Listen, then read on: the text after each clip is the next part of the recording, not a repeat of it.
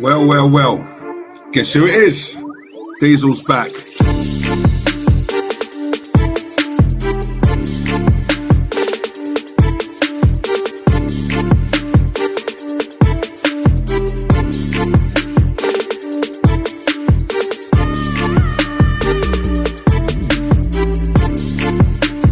Join me, subscribe, but get the word out. Diesel's back, and you ain't going nowhere.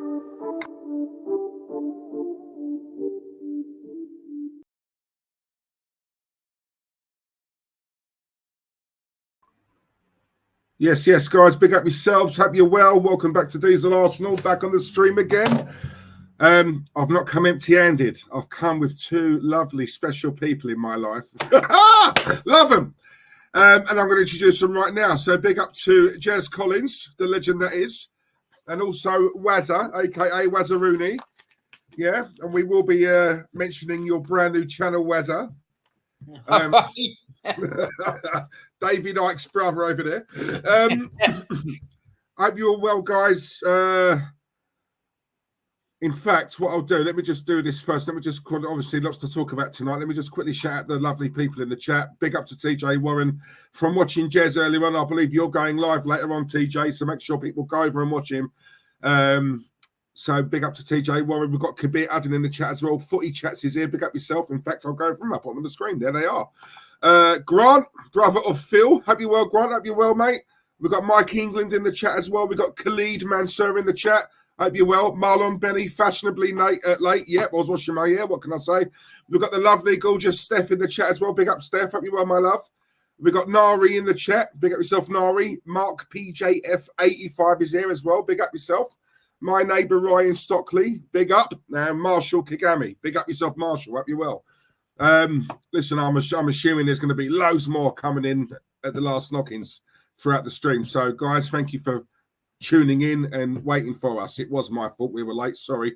The Assembled is here as well. Look, see, they all do creep in.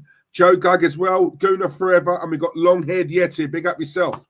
And speaking of Yeti, speaking of Wazza, speaking of Jez, guys, let me just say, for anyone who hasn't enough, big and serious now, real talk, right? For anyone who didn't see Jez's stream last night, a stream, I think 4K, more or less, of trolling, hating, a stream about the pitfalls of social media, the bad stuff. We all see the good. People want to chase the dollar, fame, power, all that. Great, cool. But there's also a downside to it. Yeah, there's also the trolling, the nasty comments, the racism, the sexism, whatever it is. All of that was discussed last night on Jez's stream, and he was on there with Wazza, Yeti, Lee Gunner, and Kenny Ken. And I've got to say, guys, absolutely brilliant stream. I just said it to you guys offline. We need more streams like that. Painful to talk about, horrible to hear, but we're all parents here. There's one thing that I always say on my channel. The one thing I love is kids. I love kids. Being a father as well. And my son's got stuff I never had when I was his age. He's 10. And it's just, for me, it's the beginning of the end, right? Social media, TikTok, all these things that are out now that weren't out when we were young. So obviously I think we can fight against it a bit better. Now it's sort of a contest on who's got the more followers, the more subscribers, who's I don't know, who's got more fame, whatever it is, and we need to talk about it. And, there are, from what I understand, there's people already who have gotten in touch and obviously asked for help. People who are watching these sort of streams and thinking, do you know what? It's a light bulb moment. These guys are right who I'm watching on the screen. They're right. I'm not alone. I can speak to someone. It doesn't make me less of a man or a woman to share something that's going wrong, something that I'm worried about, something that's on my mind. It doesn't make you weak, especially in men. Yeah. We find that a lot in men, and we're trying to say, look, if there's someone you need to speak to, go and do it. And I think the more we bang the drum on these sort of streams, on these platforms, let's use our platforms for good, something that Jez did to great effect last night. I will do it. I know Warren's going to do it. We're all decent people, so you know what? Fair play. Brilliant, Jez. Well done, mate. And Wazza, the stats that you researched yesterday, absolutely brilliant. I know that's your bag because you do a lot of that for me. So thank you. The stat man, I should call you. That's your nickname now. But yeah, listen, guys, I just want to say, look, for all the guys in the chat as well, obviously, as I said, I'm going to touch on that more, the haters and the trolls, because obviously I've got some first-hand experience of that, but we'll touch on that later. Main thing is the game on Sunday. And I just want to sort of say, Jez, I'm going to come to you first. I'm seeing a lot of things on social media at the moment. Let's just call it how it is, right? You know, I think I was watching your stream and someone in your chat, can't remember who it was, said I'd be happy if Arsenal scrape a draw, right? I'm sure that was along the wording of that comment. Now, there's not many Arsenal YouTube channels who go on like we do. You know, I always say this all the time. We are sort of the minority, myself, you, Wazza, Lee Gunner, Kenny Ken, where nothing but winning is acceptable. Anything less than that is unacceptable, right? And I know every time we say this, we're putting ourselves out there for haters, and because obviously for me, a large part of this fan base are just happy and content with top four. I'm not in that camp one little bit. The way I look at this game and the way I look at Man City, yes, they are the best team in world football at present, if we're being honest about it. However, Arsenal are a bigger club than Man City. I still maintain that notion. Right. Then I hear about a lot of Arsenal fans on Twitter and Insta and social media saying that without Saka, we're screwed. Then I come back to the point of, yeah, but we've spent 700 million. Our talisman is out and we're all worried. We're all running for the cliff, running for the bridge. With all that money spent, one player is out, and all of a sudden, it's like that. Now, for me, no one's really talking about that point. No one's talking. Saka's gone, oh no, the world is over, it's done. I'm sorry, I disagree. If Arsenal were very serious about winning this league, not only have they got to go to the Emirates, not even they need to win that game. I don't care if Saka's playing or not. They've got to win. They've got to lay a marker and go and beat City, because as much as we talk about Saka, De Bruyne's out, Rodri's out. And all these Arsenal fans laughing, they ain't got Rodri. This is going to be a walk in the park. And then obviously it happens to us. I don't hear Arsenal fans laughing anymore. You know, what's your take? Well, I totally agree with that statement. The problem we've got, Diesel, Warren, is that the Arsenal fan base, I mentioned this earlier, there's a lot of Arsenal fans at the Emirates have never seen Arsenal win a Premier League. And that's not their fault. It's because of their age. And that is one of the biggest problems in this fan base. Mm-hmm. And that's also the fact that they follow a certain channel, which is a big cancer in our social media, because they spit the narrative of Arsenal Football Club, and they will accept mediocrity. Oh, it's okay. Oh, it doesn't matter. It's all the nice, sparkly world of unicorns and fairies, and let's all get along together. Let's all be happy. Let's sing stupid songs. But let's all be great. Oh, we can't argue amongst ourselves because we've got to follow the narrative. I'm sorry, no. And I'm not blaming these people at all, right? I'm not blaming them because they've never seen success. Because most of these people only joined in the Wenger era when we were going downhill. They might have seen the fact that they've seen replays of us with the great Invincibles and teams of that ilk before, but they've never experienced it firsthand. So they don't get what it means. And the fact, as you quite rightly have just said, if Saka's out, it's panic. Yeah. But that has to come down to the management, mate, because I've been saying it, you've been saying it, Warren, Lee, Kenny, God knows, so many people in the chat as well have been saying we haven't invested in the right way.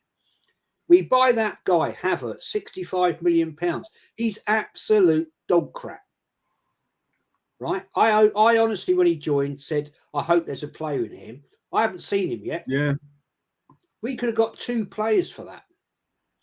And the fact of the narrative was, oh, we get in the Champions League, we attract world-class players. Name me one world-class player we've signed. Yeah. We haven't. And the problem is, I will also say that before I'll shut up because I don't want to waffle, but to attract world-class footballers to your club, right, it has to come with the fact that people want to play for the manager.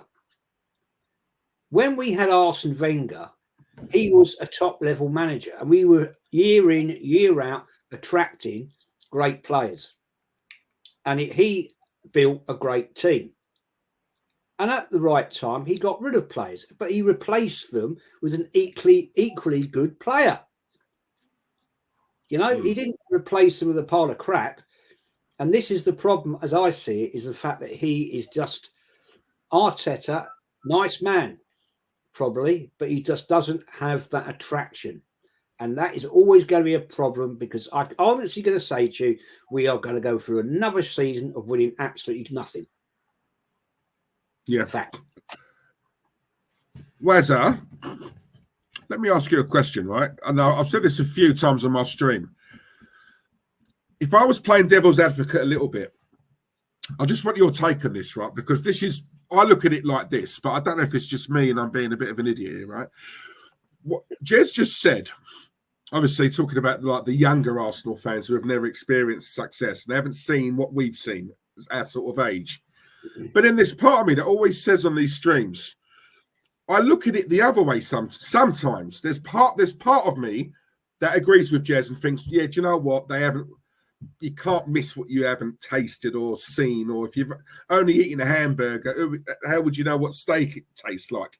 However, there is another part of me that's thinking, well, hang on a minute. I'm 42, I had to think then, I'm 42 years of age, right? And I've seen Arsenal win multiple trophies, right? But I've seen something this lot haven't. So there's part of me thinking, if anyone should be on the club hard, like as we are, as hard as we are, it should be them, not us. We've grown up and seen it. Well, we may never see it again, but we can say, I was there, I saw it with my own eyes.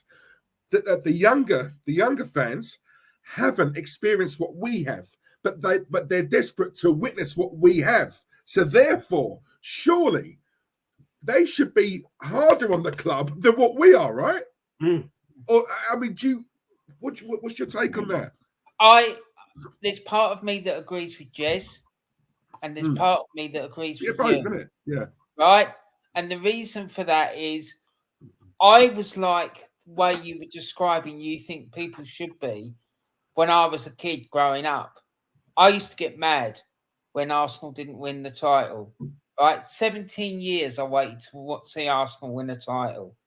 Right? You know, I'd every start of every season, I'd sit there thinking, no matter how crap the squad was, and we had some bad squads, right? I'd be sitting there thinking, right, this year we're going to do it, right? Then at the end of the year, when we didn't, I'll be looking at the fixtures and the results and whatnot and thinking, right, if we just won that game, or if we'd done this in that one and whatnot, we could have won the title. If we got this refereeing decision gone in our favour, we could have gone and won the title. We could have won this cup. We could have won the one point in case I'm talking about is the 1980 season. When right at the end of the season, we had this humongous fixture pile up. We were playing like maybe 3 or 4 games in 1 week. Like we played Saturday, Tuesday, Thursday, and then the Saturday again. Do you remember that, Jez? And in the end, the players just couldn't carry on. They were like dropping like flies. And it's that I blame stuff like that. But also, I think it's a symptom of modern society. And this thing, it's the taking part that matters, not the winning. Yeah. Do you know, I really do, because when you know, in the schools, and this has been going on for quite a long time now, that they get medals and get rewarded for wherever they finish in a race. Whereas when I was at school, and I suspect when you two were at school, that only the first three get a medal. I remember going in a swimming race, and I come third, and I got a medal. None like there's only three of us on the podium, right? The rest of them didn't get one. It was just the first three, right? But now I hear stories about everyone getting a medal, Right. and I just think it's wrong. Because there's nothing wrong with winning. It breeds a sort of mentality, and nothing wrong with losing either, as long as you from losing you think to yourself, well, I ain't gonna do that again. I ain't having this. I'm not going through that again, seeing them others getting this, that, and the other, and going off and doing what you need to do so that next time you can be there, right? But yeah, that's my take on it, Diesel. Yeah, do you know what the winning bit? As long as you take part, you get a medal, right? I mean, obviously, I've got a 10-year-old son. I'm seeing that all the time in his school, and what's happening at the moment is when you talk to other parents, and with all due respect, lovely people, but they're just not on the same sort of page as I am, because I'm quite hard with him. Because that's how I was brought up. When we're talking a strict Caribbean Jamaican dad, there was no matey, and that, it was a case of, if I got a B+, why didn't you get an A? If I got an A-, why didn't you get an A+? It was never good enough. And I think back then, when you're a child, you think, I've got a B+, Dad. What? And you start to resent him. But it's only when you get older that you realise, I now know why you were like that. You weren't being a bastard, and it was just you always wanting more, always wanting the best, always wanting me to do better, and I get it. And now I'm a parent as well, and I'm trying to pass that on. The difference is now I'm butting heads with the school, because if my son didn't win that race, why is he getting a medal? And now they're looking at me like I'm being a bit of a bastard. Well, no, I'm not. Teach him to win. I want him to feel that pain of not winning, because when he goes again, he's more hungry and wants it. Exactly. And I think the problem in football now, and I always say this, right? I'm not dropping names. I'll never forget I was on a stream with Kevin Campbell, right? This is when Claude was here. Yeah, I remember it. And I asked Kevin Campbell a question. Players nowadays, these youngsters coming up, I personally think they're getting too much money too quick without really earning it. When you think back in the day, when you hear the John Terrys, the Rios talking about, when we were coming through, we had to wash cars, mop the floor, wash the senior players' boots. We had to, clean down the showers. These menial jobs which gave these players a bit of a grounding, right? Now, 2-3 games on the trot where they play well, bump a new contract. And then with that comes a Ferrari, a Porsche, a Lambo, this, that, a Rolls Royce, whatever it is. They haven't really done anything to earn it. So that's when we see these youngsters with so much promise, but they've got everything. And what clubs are doing now, I want them. I want that kid. If it means I've got to buy their whole family a mansion, I'll do that, because we all know clubs do that, right? So, and I just look at that and I think, now I'm seeing yesterday I saw a kid, must have been 7 or 8, he's wearing a Bayern Munich top with Kane on the back. Now, I've never seen that before. Now, clearly you must be a Spurs fan, but kids nowadays are following players more than the clubs. And people think this isn't an issue now. It will be. I mean, my boy's got about 5-10 kits. Now, I don't mind if their clubs abroad, because he loves Ronaldo and Messi. So if I will get him an Inter Miami, blah, blah, blah. But clubs in this country, you are an Arsenal fan. You're my son. You follow me. Right? It's not how it was. It's how it was back in the day. And I think now people are following players more so than clubs, which I'm telling you now, Arsenal are losing a whole generation of fans by how they are now. And that is an absolute fact. This, guys, I'm in this zone at the moment. I've just finished watching Zlatan Ibrahimovic on Piers Morgan, right? And I'll tell you something now. For as much stick as that guy gets, people call him arrogant, this, that, the other. And he is. But I'll tell you something, he's a fucking winner. Mm. And do you know what? When I was watching that, same as like Ronaldo when he's on there, I'm not the guy you come to when you want a cuddle, when you want to cry, you want me to tell you everything's going to... I'm not that guy.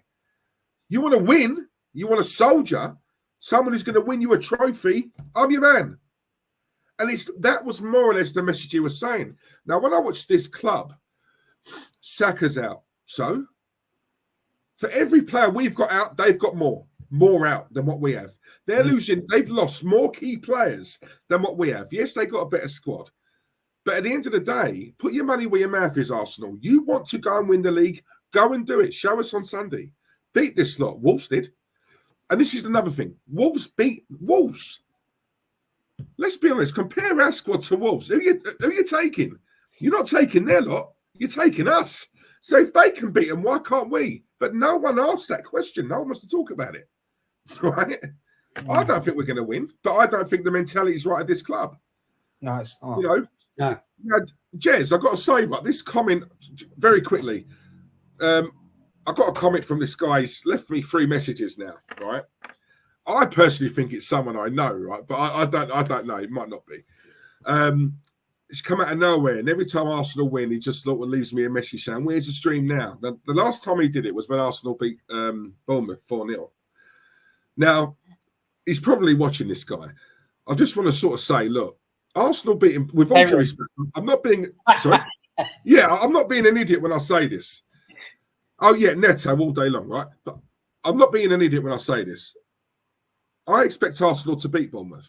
Like for me, I don't watch that and think, "Oh my God, wow!" Right? So they should. I'm more of the amount of money we've spent. Compare our squad to their squad. With all due respect, we should be winning. Yes, 4-0, brilliant scoreline, and we played them off the park. For me, I judge Arsenal when it's in a pressure situation, because that for me is when they wilt, right? Lens, everyone's telling me, yeah, they were up for it. They never lose at home, or they got good form at home. They wanted it more. They got big athletic players. Oh, all right then, cool. Oh, all right, that's fine then. No, go and get the job done. Do you know what I'm saying? And this is what I'm saying. So, for me, when pressure is on Arsenal, yes, and I've always said, Jez, we are like, what's the term? Flat track bullies. That's what I like an Arsenal too, right? A team who just wants to do a deep block or defend, and we've got all the time in the world on the ball. Eventually, Arsenal are going to break that down, and we're going to score, and we're going to win comfortably. But when we come up against a team who are prepared to punch us back, whoa! That's how I judge this team. I mean, Yeah, I mean, the thing is, I think you're totally right. When you look at what Arsenal's squad's worth, right? Going to Bournemouth, I expect to win. Okay? But we won 4-0. 2 of those goals are penalties. Bang on penalties. Yeah. Right?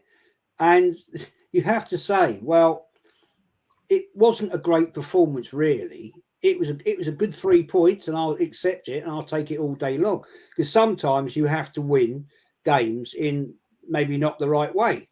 That is glorified. It's not great. It's not attractive football. But at the moment, I have to ask the question: what has changed from this Arsenal team at this point of last season, when we were taking teams apart? We were absolutely clearing. Nobody could really touch us, apart from we came to play Man United away. We lost 3-1, but that was just a bad day out, and Arteta got it all wrong that day. Complete rubbish substitutions, and it was just a nonsensical setup. But we have to look very, very much at what is going on, I think, behind the scenes at the moment. I think there's a problem. I said it on the stream earlier. I think there is something not right. I'm not going to sit here and say, oh, has Arteta lost the dressing room? I don't think that's the case. Something is wrong. Something's not right. And the point you very, very eloquently put about this sort of let's all be friendly culture in schools. There's 12 of us in a 100-meter race. Oh, well, everybody gets a medal because you've taken part. Yeah. I just want to highlight this philosophy. Okay. My grandson is 8, goes to a really nice school, and one of his teachers decided to say across the road is a skate park. So he decided to set up an after-school activity. And he said, anybody who's got remote controlled cars, we'll go over there. I've got permission from the council. We've got it for an hour. Race your cars around, yeah? So not this Christmas, the Christmas before, 2021, I bought him a proper kit and I built it for him, right? It's made by a company called Tamiya. They're one of the best kit manufacturers in the world. I built it, painted it. I've got it over there. And the reason it's sat over there, he took it to school, very proud, playing with it. And he was winning all the races, every one of them. And this teacher turned around to him and said, James, you can't bring that anymore because it's not fair on the other boys. Because they had cheap little cars, right? That kit cost me about, with all the radio controlled crap, cost me about, I don't know, 300 quid maximum. Yeah. A lot of these parents, respectfully, bought these ones from Tesco or wherever, and they're not in the same league as that. Yeah. Stupidly, I thought a lot of parents would have been doing the same sort of thing. But because he was winning all the races every single time, his teacher said, James, you can't bring that anymore because it's not fair. There you go. It's wrong, isn't it? Yeah. There you go. And this, yeah. Ferrari might not be winning many races, but Ferrari aren't going to say, McLaren, you can't race anymore because it's unfair. You got a better car.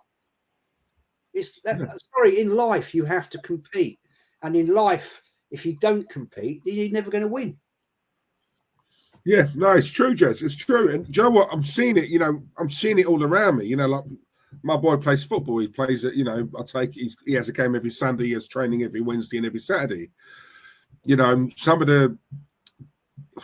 Well, I can't really say this on the stream in case someone from there's watching, but sometimes, respectfully, I'll put, you get the coaches who say, look, boys, it's about, winning or losing is irrelevant, as long as you had fun.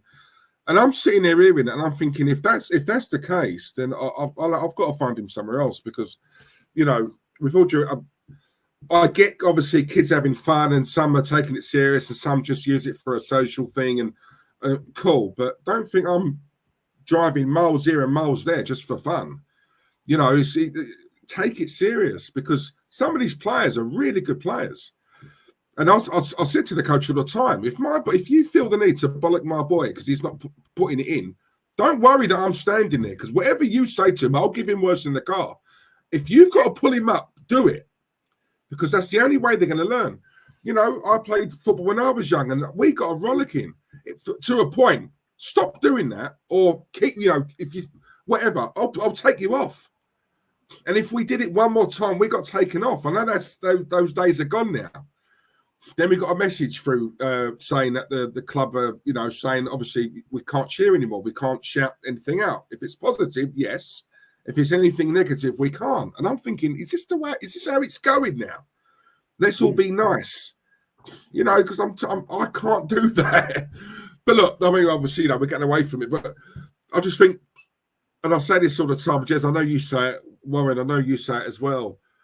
And I agree with you, Jez, because what people are going to point out to us was, well, you're saying that there's something wrong with the Arsenal, but look at the points that they've got. They've not lost a game in the league yet. And I'm like, yeah, but we should have learned under Wenger. Wenger would pull a rabbit out of the hat and it would mask over the issues. For me, I love Declan Rice. I don't think he's been a success yet. Right? Yes, he's had a couple of decent games. I'm still waiting to see that £100 million player or 105, whatever, and think, I've still not seen him play a game and think, wow. Right? I haven't. But I'm not worried because I know that's going to come. He's quality. He's not world class. He could get there. He's not yet, in my opinion. Nowhere near, right? But he could. He's got the capacity to get there. I'm not worried about Declan Rice because I think that will come. But I don't think Declan Rice is 100% fit. The last couple of games I've watched, he doesn't look right. Now, when we look at Saka limping off in the previous few games, and I'm thinking, yes, he's our talisman. Yes, he's our best player. But blimey, Arteta, what are you doing? Surely the medical, and again, if this was Eric Ten Hag, I generally believe the pundits, the media would be all over him. But because we've got a manager who is so well protected, I don't know why, but he is. It's not really. No one's really asking him the question. Yeah. Reece Nelson, he gave Reece Nelson a contract. Now, when Saka went off, he brought on Fabio Vieira. Why not do a like-for-like replacement and put Reece Nelson on? That shows me he's got no faith in this boy. If that's the case, why give him a brand new contract? But no one's asking Arteta these questions directly. I don't understand. Warren, I mean, talk to me. Well, I mean, I've been very critical of the manager. Everyone knows that, right? And I think there's more than him that's wrong at the club. For instance, the medical team. But there's always been a problem with the treatment of injuries. The treatment of injuries at Arsenal. It's going back years and years and years. But I was sitting there the other day, and then this might sound mad, right? And probably it is. I was sitting there and I'm thinking, I wonder if these players actually are injured. Or is it a ploy by Arteta to confuse Pep? Right? Is Saka really injured? Because I was like, up until this morning, I was thinking he was going to be out for 2-3 months. And that's a serious injury to be out for that length of time. And then I put the radio on and they're saying on TalkSport, yeah, he might be fit for selection on the weekend. And I'm thinking, what's going on? How can he be fit for selection if he's got an injury that's going to keep him out for months and months on end? Then we had the business with Declan Rice getting taken off at half time against Spurs, right? And him sitting in the stand with the rest of the squad. And the look that he gave Arteta, he was seething with rage. But having to go, I'm sitting there. Is that because he's pissed off because he's picked up an injury and he wants to play? Or is it because Arteta is playing games thinking, yeah, we got this game won, I can rest Rice and I'll put someone else on and it will make Pep think that he's got a big injury and he won't be playing. But I don't know. I'm thinking, Warren, you're being nuts. You're being nuts. This doesn't make any sense. Why would he do stuff like that? And then he plays against Lens. And then the story was coming out that he picked up an injury and he had to come off. So I don't know, mate. I think Jesse's right. I think there's problems at the club. I don't know quite what it is, but they haven't been right since the start of the season. They haven't been. I haven't seen them absolutely rip sides apart. But then I was talking to the Southern Gooner, right, and I said to him, mate, this is just a roll on from the end of last season where we weren't right. You know, and I don't know. It's something has gone on. I'm convinced that Jesse's right and that something's gone on behind the scenes. What it is, I don't know. But it's just very, very odd. You know, that we just look, you know, they look like they're struggling to get the victories to me. I mean, that game the other night over in France against that Lens team, we just looked like we couldn't cope with it. See, this is the thing, right? And again, we're talking like this, and I'm going to there was someone watching it thinking, "Oh, typical these lads always bashing the team." But you gotta call it out. And Warren, you're right. When you think last season, we were blowing teams away, and yet people say we've got a better squad now than what we did last season. To a point, I said on my stream once a couple of weeks ago. Silly question. I'm not well, or is it? Let me ask you two. He said, "I'm glad Granit Xhaka went. I am, but." Sometimes I watch Arsenal and I think, since he's gone, we've missed that. I love I'll take Declan Rice in a heartbeat over Granit Xhaka. But the one thing I liked about Granit is he's a player in the middle who can mix it. And sometimes on his own, no, but with him and Partey, for whatever reason, it worked. It worked. He had a great season last season. Since Granit's gone, is that a factor? Not the factor, but is it a factor? Because sometimes I'm watching Arsenal now, and there's something wrong in that middle for me. There's a lack of bite. There's a lack of edge. People are going through us a lot easier. We're lucky, really, because we've beaten teams that really, when you think, if they could finish their dinner, we'd be in a lot more trouble. But we've come up, we've faced teams where, let's be honest, they don't really have that gunman up front or whatever, or we get a penalty and it helps us out.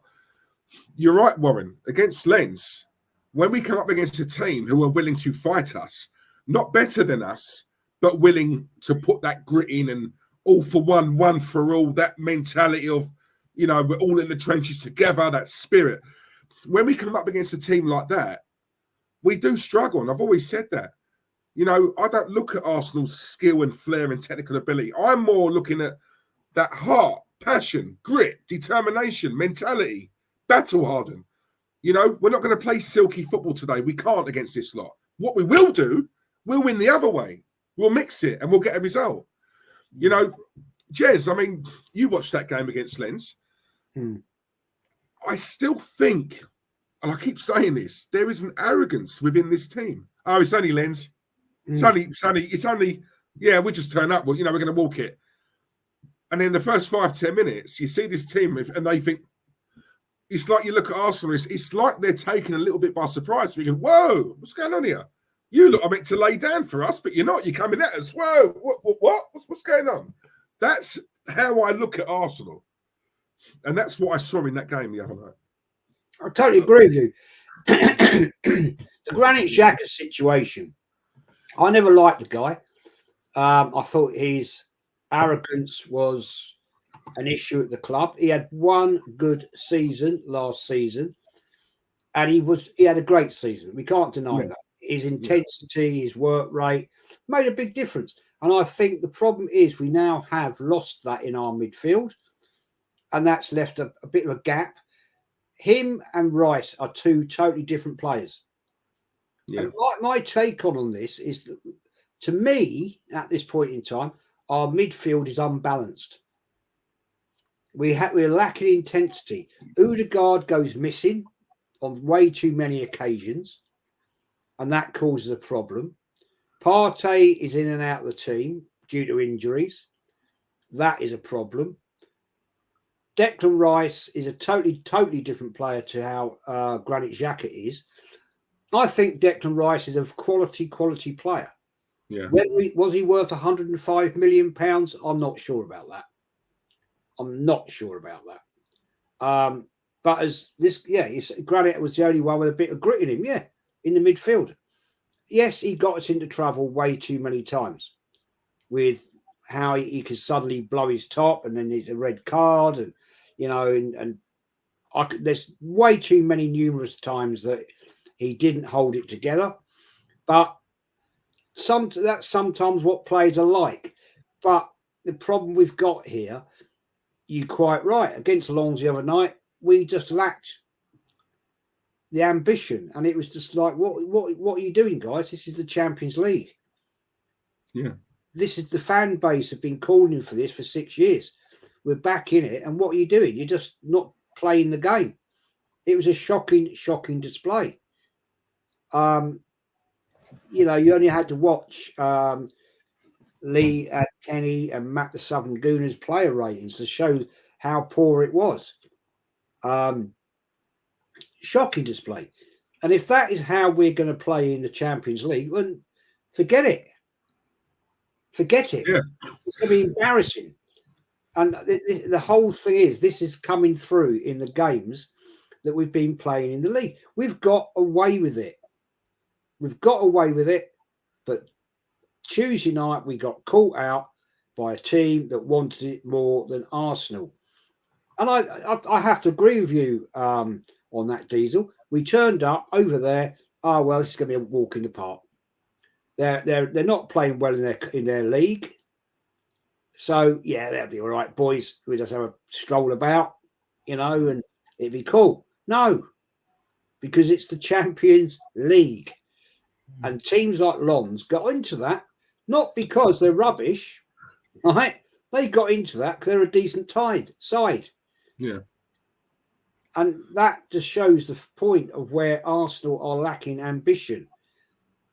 And I have to say again, we didn't, when it was all going tits up and wrong, we were bringing on players. And I was thinking, is this all we've got? Is this what we've got to reply? Because they were getting better and stronger as the game went on. And I sat here and I was like, Christ, is this it? Yeah. And I called it at the start of the season. I said, we've got a weaker squad now than we had at this time last season. And it's fact, we have. We've let players go we shouldn't have let go. I mean, Balogun, why? Never gave the boy a chance. So why did we do that? Probably because he didn't get on with Arteta. And if Arteta if you don't agree with him, you can go. Tierney, I definitely think there was an issue there between him and Arteta. Oh, yeah, all day long. And so he said, fuck you, I'm off. Scott, sorry for swearing. No, but, you know, and I just don't like the disrespect that the arrogance of this manager. I've called him it from day one. He's way too arrogant. He doesn't blend with the team. It's either his way or it's the highway. And I'm sorry, I don't think Arteta can deal with strong character players. Hence why we've not bought a world-class player. And this is the thing, you know, these constant goalposts being changed, you know, like we've said it before. Arsenal get Champions League, then we will see world-class players coming to the club because we've got to be in a competition of that magnitude in order to attract world-class players. Cool. So, you know, we get into the Champions League now. We're all, us guys especially, we're sitting back thinking, well, okay, well, summer's here. The transfer market's open now. I'm expecting them to be, you know, wheeled in. And they wasn't. Yes, admittedly, you know, we got good players, but they're not world-class caliber. And I just want to say one thing, and I will say his name because Lee Judges, right? Now, I just want to say, I remember seeing a stream or a fan cam or something with him saying, nowadays it doesn't really matter who the manager is. And I've never forgotten that because for me, when you look at a man of his age, it always, listen, people in the chat, people that are watching, it always matters who the manager is, right? It's not a case of I don't really matter. Yes, it does, right? Managers, quality elite managers, they're the ones who pick up the phone. When these players are having their dinner at home and you get a call, your missus says, oh, it's Pep on the phone, or it's Klopp, it's Diego Simeone. Trust me, you could be having your favourite meal of all time. You are putting your knife and fork down. You are running to that phone to take it because that is a call you do not say to your wife, oh, I'll call him back, tell him. No, that's the difference, right? An elite manager. Arsene Wenger, for as much stick as I give this man, the amount of players he got through the door because it was Arsene. The man is revered to this day now. Look, when you think of how long this man has been out of football, and yet players still refer to him as Sir Arsene. Why did you sign for Arsenal? Because of Wenger. Arsene. I was in two minds. I got one phone call from Arsene. He rang me personally. Mind was made up, right? That was the effect Arsene Wenger had. George Graham had that. Yeah. Pep's got it. Klopp's got it. Diego Simeone's got it. Conte's got it. Mourinho's definitely got it. These are what you call elite managers who, whether you're in the Champions League or not, if a manager of that ilk is at your club, trust me, you will always have a chance, Champions League or not. You'll always have a chance of getting these top caliber players in. Why? Because the opportunity to play under that man. That man. Now, we've got a manager, Mikel Arteta, Michel, I call him, right? With all due respect, I'm sorry, he's done some good things. I can't say he hasn't.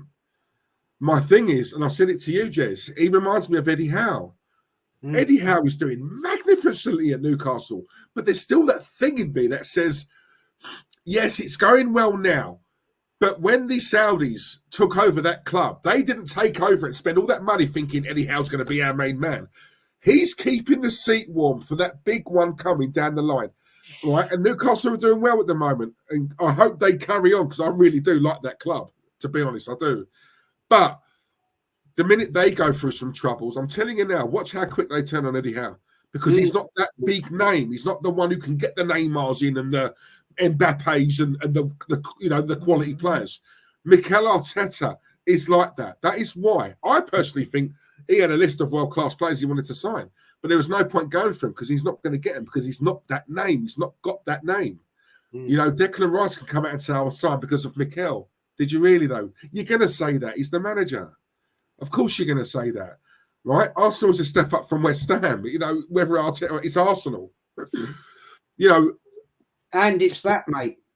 Yeah, exactly. You know, he gets to stay in London, Jez. Arsenal are massive. They're massive. But you know what? You're right. The defence for me isn't really an issue. For me, it's that there is something wrong with that midfield, right? Something wrong. Now, look, we're doing a lot of accommodating for Kai Havertz. But I've got to say, I've complimented Martin Odegaard on my channel for many a time now. But I've got to say this. Number one, he's not a captain. No. I'm sorry, he's not. He's not. The other night, sort of, well, we knew anyway. The other night, times of adversity, you're looking at your captain. That's the one player on that pitch who's got to be the voice piece. You know, the manager on the pitch. He's got to drag them through. Now, our sort of age, and obviously, you know, you guys are a bit older than me, but for me, the Roy Keanes, the Vieiras, those, you know, Brian Robsons, those figures, you could be 3-4. I've always said it, Jez, I'm not a West Ham fan. I've got a fondness for West Ham. I've always loved Billy Bonds. I've always got a soft because Billy Bonds was the one for me. You could be 10-0 down. He will say, we could still win this. Deluded, call him deluded, but you know what? He believed it. And he would drag that team, you know, 10-0 down, 5-0 down, 2-0 down. Doesn't matter. Come on, lads. I love vocal captains, old school. Now, people can say, yeah, but he leads by... No, bollocks to that. Open your mouth. You're the captain. Right? And games like that, when he goes hiding, he did it against Spurs as well. I think he's silky. I love him on the ball. I think he grasps. He does work hard off the ball, Martin. But the games I'm really going to judge you on, Odegaard, are the big games because that's where I'm looking for you. I will give you more stick than the other players. Why? Because you're wearing that on your arm. You're wearing that on your arm. And too many times he goes missing. There is an argument Declan Rice should be the captain. My argument to that, I think he will in time. I wouldn't give it to him straight away. He's got to earn that. Well, I love his character, Declan Rice, but don't think you could just walk in the door and you get it straight away. No, earn it. Show us you want it. Show us you've earned it. I'll happily give it to you. But you've got to show it. But one thing I would, he's not a captain, Jez. And again, he goes missing the other night. I remember playing at Highbury many, many moons when Kenny Sampson was playing at right back and Tony Adams was captain at the time, right? And Arsenal were losing to Chelsea and he went up to Kenny Sampson and he was like right in his face. And he was like, yeah, you obviously can't hear what he's saying, but we could see he was swearing big time at him. he's calling him everything under the sun. And he was like giving it. As Kenny Sampson walked off, he kicked him up the arse. The referee came over and booked Tony Adams. He booked him for that.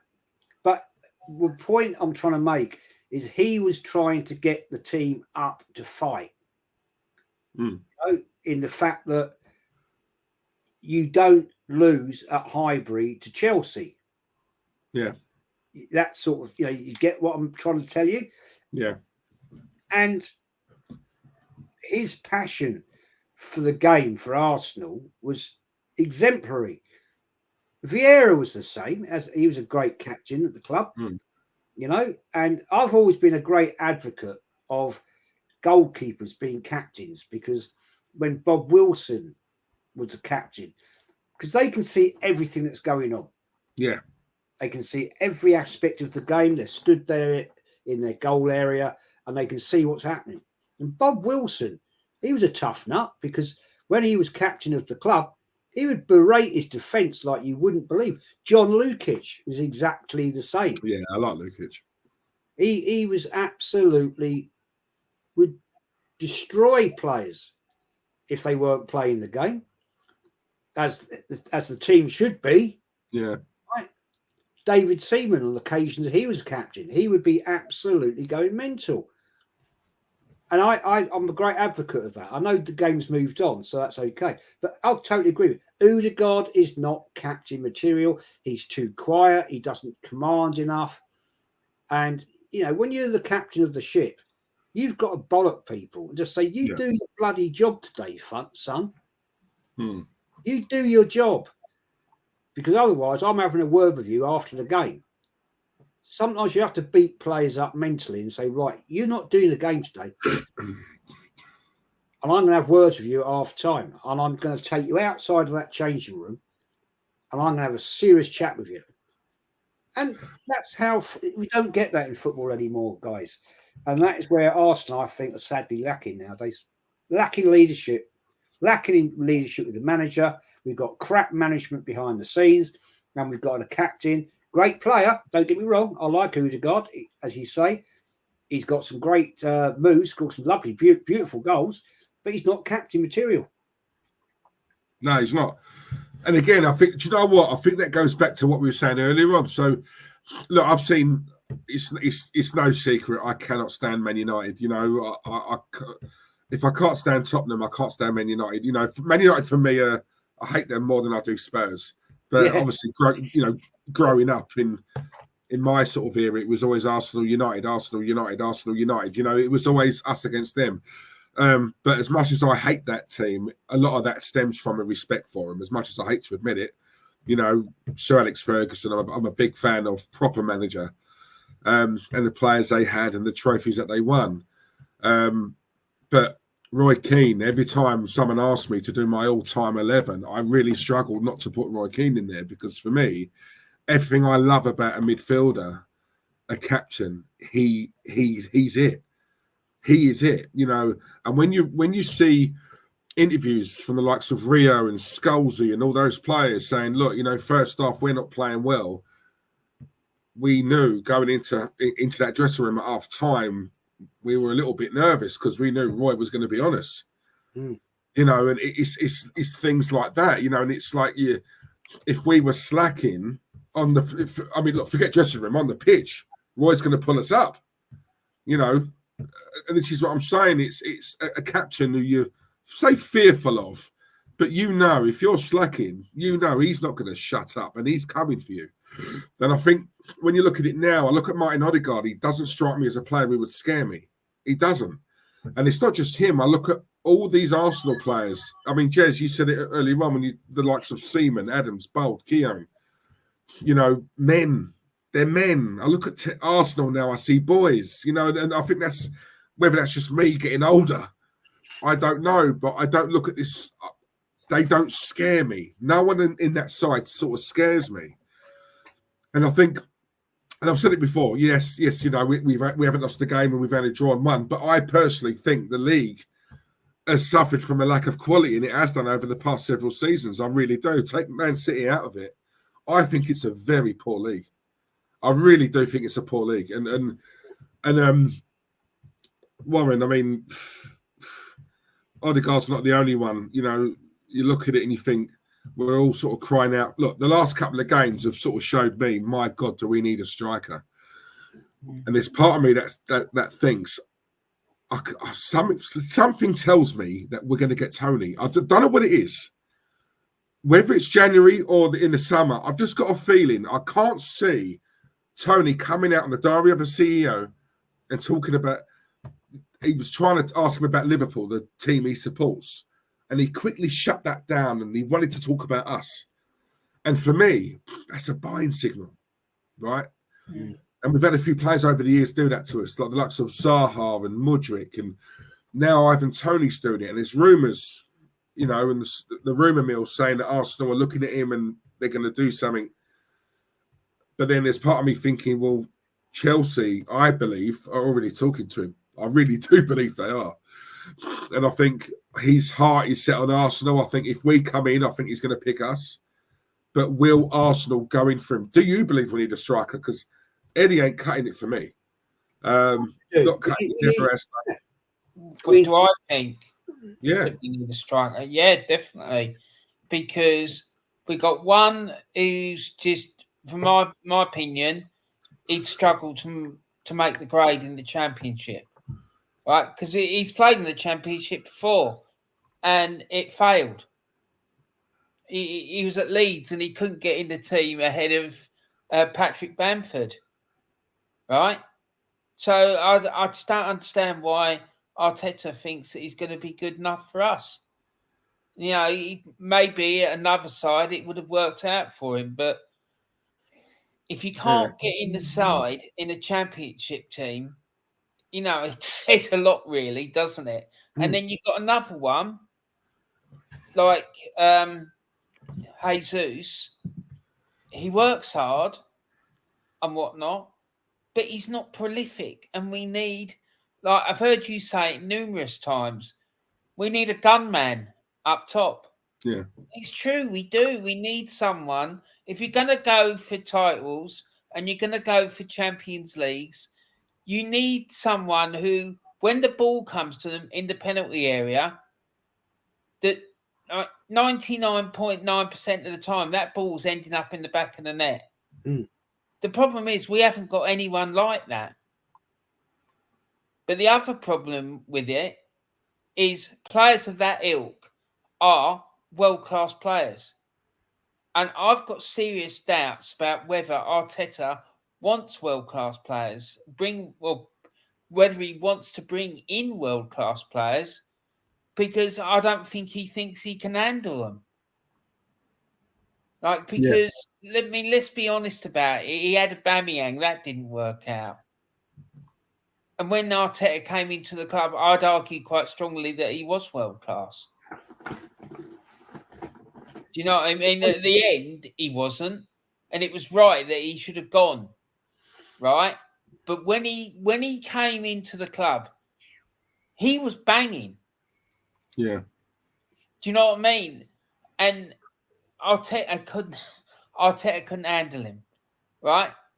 And I just think he hasn't got the experience. Players, I remember you saying at the beginning of the stream about, you know, getting into the Champions League, it will attract world-class players and whatnot. But the other thing is, if you want world-class players to come to the club, you've got to have a world-class manager. And this fella ain't a world-class manager. Do you know what? And the way I look at it, I'm asking you the question right now, guys, about Ivan Toney, you know, and yes, we need a striker, and I think he'd be a perfect fit. But what you just said there, there's part of, you know, I don't want to sound negative. There's part of me that thinks, you know what, it doesn't matter who we buy. Whilst we've got him, this manager, we're not doing dick. We're not, you know, and Arteta, shockingly to me, has come in for quite a bit of stick recently because of his treatment of Saka. And I'm now seeing a lot of fans calling him out, the Arteta ins, believe it or not, because As much as they might love Arteta, you know they love more? Saka, star boy, right? And it's now coming to light. There's a lot. I think there's a lot more fans who are starting to look at this guy and question him a little bit. But we all know Arsenal can go out there and do a team 3-4-0, and all those questions get swept under the carpet again. Yes, I want Ivan Toney. Yes, I want a striker. There's talk of Osimhen, but we're not going to do that. It's too expensive. Ivan Toney I prefer. But let's have it right. It doesn't matter who we get. Whilst this manager is in charge, he's not good enough. He's fluking it. And I keep saying that. He's a lucky manager. Very lucky. Very lucky. I look at Arteta when we're struggling in the game. That's where I tend to look at him and think, right, what are you going to do now? This is where you earn your money. Right? You need to outthink and out-tactic. I'll tell you something now. I would take Ange Postecoglou over him. I would. I would take him over Arteta all day long. Right. What I saw the other night away at Lens, right, was for me very reminiscent of what I saw at the fag end of Unai Emery's time at Arsenal, where Unai Emery was standing on the touchline and he looked confused, or he looked like he really didn't know what to do. And this is what I'm seeing from this guy now. When it's going against him, that game against Lens, he's standing there and he's going, he was rubbing his chin, he's looking at the ground, he didn't know what to do. And that worries me. Yeah. Because I personally think in the Champions League, he's going to come up against higher caliber of managers who are more tactically astute. And he's like, the game against Lens, he just got completely outfoxed. Never mind what was going on the pitch with the players. He just didn't know what to do. You know, Jez, let me ask you this, right? Someone said it the other day, and I thought they were bang on. Arsenal that night looked like a team who were new to the league, Champions League. They looked like a team who haven't been in it for years. They looked like they were newbies, and the occasion sort of overawed them a little bit, right? And I thought they were right. They looked like rabbit in headlights, right? But it's not so much the occasion for me. It's a case of the arrogance. It's Lens. Who are they? Who are they? Right? What are they? 15th in their league? Whatever. And we see that at the Emirates as well. You know, these little teams, the Bournemouths, you know, the Nottingham Forests, whoever, you know, Arsenal rock up and we say all the time, Jez, Arsenal can go a goal up and all of a sudden they take their foot off the throat. You know, they're not killers. They're not ruthless. That is the whole reason why I just don't think. Do I think the team is good enough to win the league? I do. But with an elite manager. Because an elite manager doesn't only bring, tactics and all. They also bring with them that winning mentality, that missing ingredient, right? Arteta hasn't won anything. Yes, he's fluked an FA Cup. He's not a winner. He's not elite. He wasn't as a player, and he's not as a manager. Well, I look at managers out there, and people ask, well, okay, then, Diesel, who do you want then? Diego Simeone. Yeah, but the football. But he brings winning football. He's a winner, right? He is a winner. You know, you said it earlier on, Jez. If the money's right, if we put the money down, we can get him. He's been at Atletico Madrid for God knows how long, right? Sell it to him. Arsenal, big club, worldwide, stadium like that, worldwide. And we pay top dollar and we will back you in the transfer market. Come and mix it with the likes of Pep and Klopp. I mean, I'm sorry. You're telling me you can't sell that? You know, and failing him, you know, there are others, but elite managers, right? That's all we ask. Marshall, your question earlier on about the switch from Highbury to the Emirates, I can tell you now, we hated it, right? Some fans got sucked in because of the promise, the reason as to why we were moving. You want to win the big trophies, don't you, Arsenal fans? Well, if you do, stick with us, because once we get over there and we get our foot under the table, the likes of Bayern Munich, Real Madrid, Barcelona, you're going to see us in amongst them. But we need the resources in order to match them. All right, and some Arsenal fans fell for it. Okay, cool. Nothing beats Highbury for me. Jez, you'll know that more than anyone. Magical. Well, the interesting facts are that just 2 years before we left Highbury, there was a plan which Islington Borough Council approved, was that the West Stand could be extended by 20,000 fans, because where that area was, Arsenal were prepared to buy all the land and extend it, right? And they had that option, but no, for some reason, it was deemed that, I mean, if they'd done that to the West Stand, that would have made Highbury a 65,000 seater stadium, which is not a lot less than what we got now. Exactly, yeah. And I don't understand this at all, but the dream was sold to go to a high-tech modern stadium with all the facilities it's got around it and everything. I get that. I get it. I understand it. But it hasn't worked. That dream has long gone and it's become a nightmare, because all that money that was spent and the lies that were said by Arsene Wenger, oh, we can't buy players, we've got to sell players, because we've got to fund the stadium. There's absolute lies. Yeah. Arsenal are one of the richest clubs in Europe and one of the richest clubs in the world. They've always had money. You've only got to, any one of us, anybody in the chat, go and look at their bank accounts. The amount of money they've got sat there. Bank of England club, right? That's what we've always been known as, Jez. Let's have it right. One of the only clubs in football for years and years and years that have been in the black. Look at Man United's situation. In the red, big debts. Look at Barcelona, massive debts, but they compete because they've got a class manager. Real Madrid, class manager, and they don't talk crap. If that manager's doing rubbish, he's out the door. We've hung on to this manager, right, forever. I was looking at some stats the other day on history stuff, right? Talking about this. In the past, when we've had managers that haven't won anything for 4 years, right?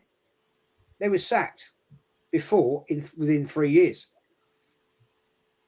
When Bertie Mee won the double, right, in 70-71, we were in the cup final in 72, lost to Leeds. He was sacked 2 years later. Terry Neal got to 3 cup finals, won one of them, right? A year later, he was sacked. Yeah. And yet this continual philosophy of, oh, well, yeah, let's go with it. It's jokes. He's had his time. He's had his nearly £600-700 million. And I'm sorry, I've had enough of this. If he doesn't win something this season of like I'm not going to accept it's going to be the Carrier Bag Cup or the FA Cup, much as I love the FA Cup, don't get me wrong. The oldest trophy in world football. If he does not win Premier League or Champions League, he has to go. End of story. That's it. I will not accept any more failure by this manager. He's been given every tool in the workshop that he needed to do this, and he's failed. And I think the problem is, and I've said it, and I'm boring saying it, his arrogance, his whole attitude, his philosophy, and the fact he can't handle big players like Aubameyang, Mesut Ozil, who at the end of the day became lazy. Fair play, we got to him. But the last proper striker we've had, right, was Aubameyang.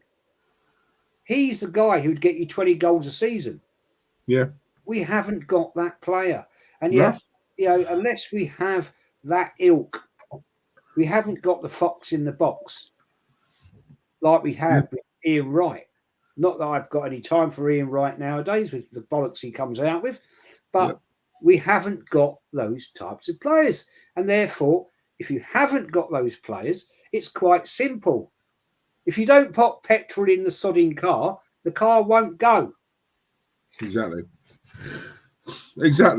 And when you look at it, I mean, I just did this super chat. Randy Viper, very good, very, very good friend of mine. Big fan of the channel. Randy, I love you, mate. My brother, my mate, my cousin, my Uso, Mr. Tripod. Yes, that is my nickname for obvious reasons. Girls are watching, so I can't tell you why.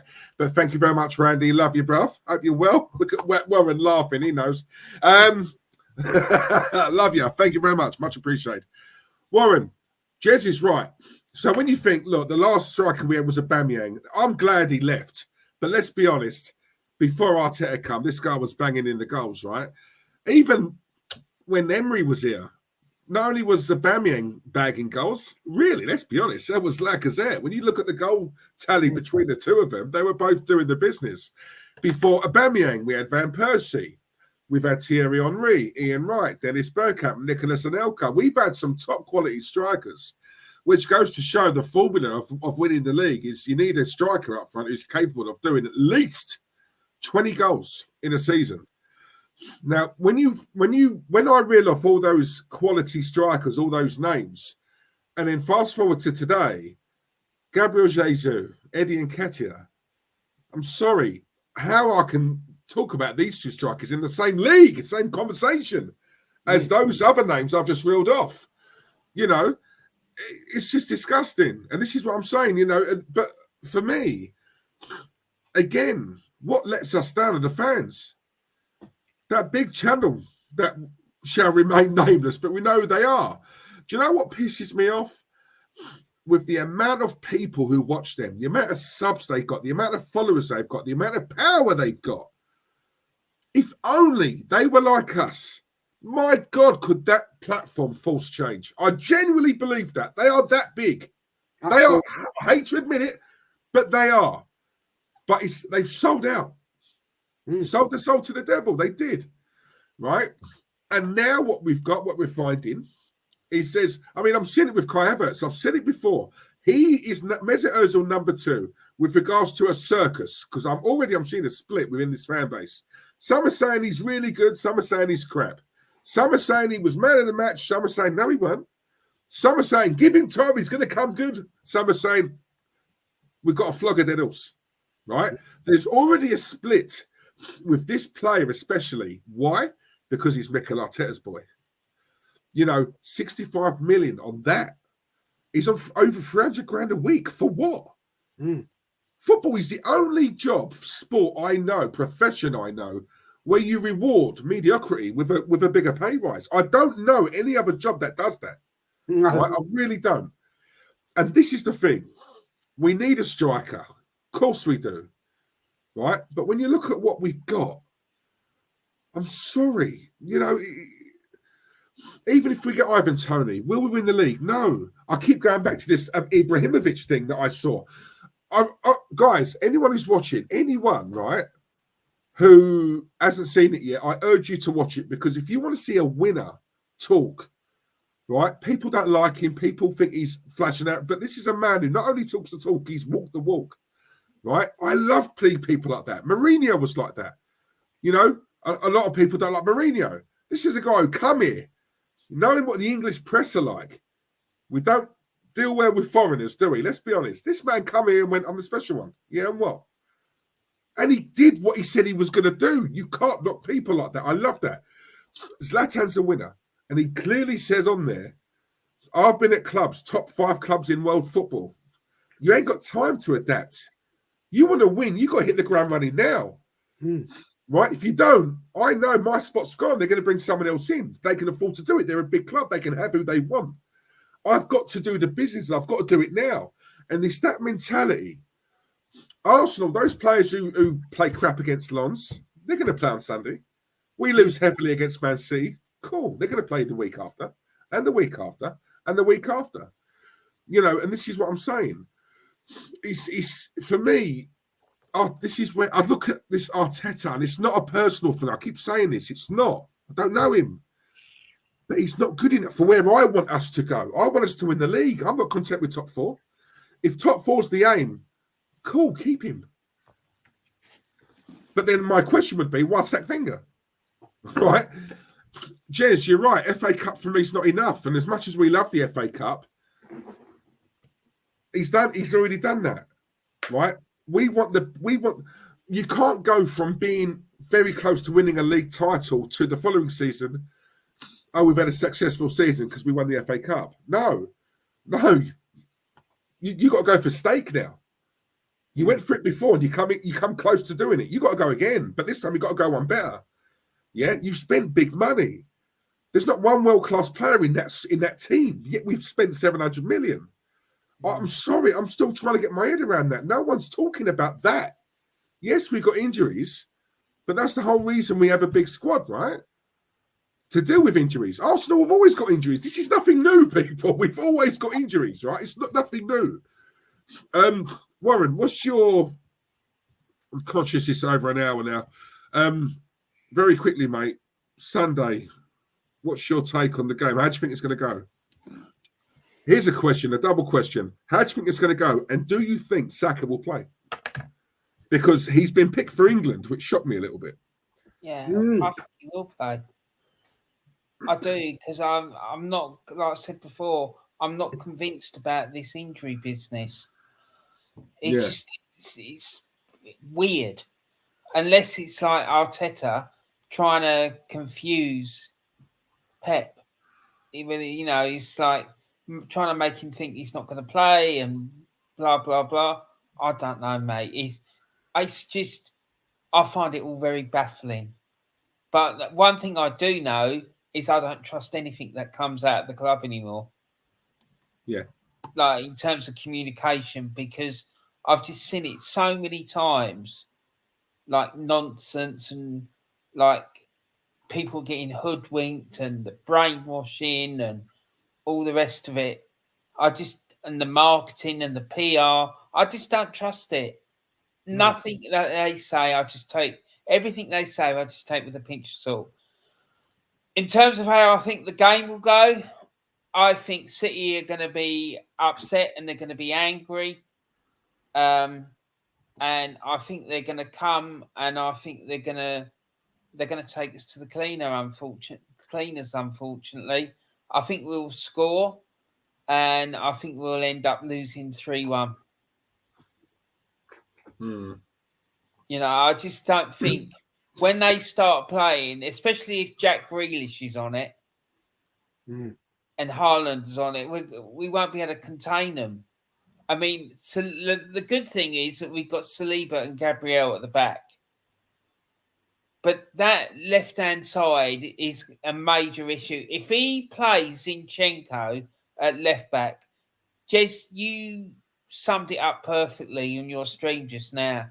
If he plays him at left back, we're going to get ripped to shreds because he will go walkabout and walking into midfield, playing right wing, and he won't be anywhere where he's supposed to be. Do you know what I mean? And they will just. It worries me. It really does because I think we've got the players to compete with them. It's just this nonsense with this manager. If we had Simeone as our manager, I think we'd be able to compete with them. I really do believe that. Yeah. Totally agree. But with him, I struggle to see how we're going to compete with them on the pitch on Sunday. Totally agree with that, mate. Totally agree with you. So what you say? What you think? Man City 3-1, yeah. So say that again. What score did you give? So you think Man City going to do? City would win 3-1. I think 3-1, yeah. Yeah. And you think Saka will play? Yes. Cool. Jez. If Arteta's got anything about him, I think it would be best to put Tomiyasu at left, right? Because personally, I think he's more defensively sound than what's. I do like Zinchenko. I'm not going to lie. I do like Zinchenko. I do. I think he's a very intelligent player. I think I prefer him more in midfield though. But I think for just defense, forget attacking for a minute. I think for the defensive side of the game, I think Tomiyasu's probably best suited there. And on top of that, he was our best player the other night. So as a reward, give him a go, right? But same question to you. How do you think? Do you think have Arsenal got a chance of winning this? Because I've not seen one Arsenal fan saying that we're going to win. Do you think it's inconceivable that Arsenal could actually do something? Or... I think it's all going to come down to. I think Arsenal. I gave my match team set up earlier, and I totally agree with you. I said White, Saliba, Gabriel, Tomiyasu. Yeah. I don't want Zinchenko. I don't mind Zinchenko in midfield at all. I haven't got a problem with that. But I think he might add some balance to it. I mean, if Partey is fit, we need him. He's big, strong, and he does command the midfield when he's playing. Yeah. I don't know whether he'll start. He may come on. I don't know. Odegaard and Rice in midfield. Yeah. Partey, Odegaard, Rice, I think would be a great setup, personally. But we've got to bin Nketiah.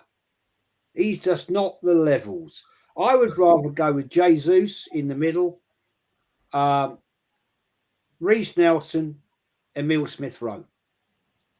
Yeah, Give them a run because they've got some. I mean, I'm not saying Reece Nelson's the levels to be at Arsenal, but we've got to do something. This manager's got to do something to change what is happening at the moment. Because let's get it right, guys.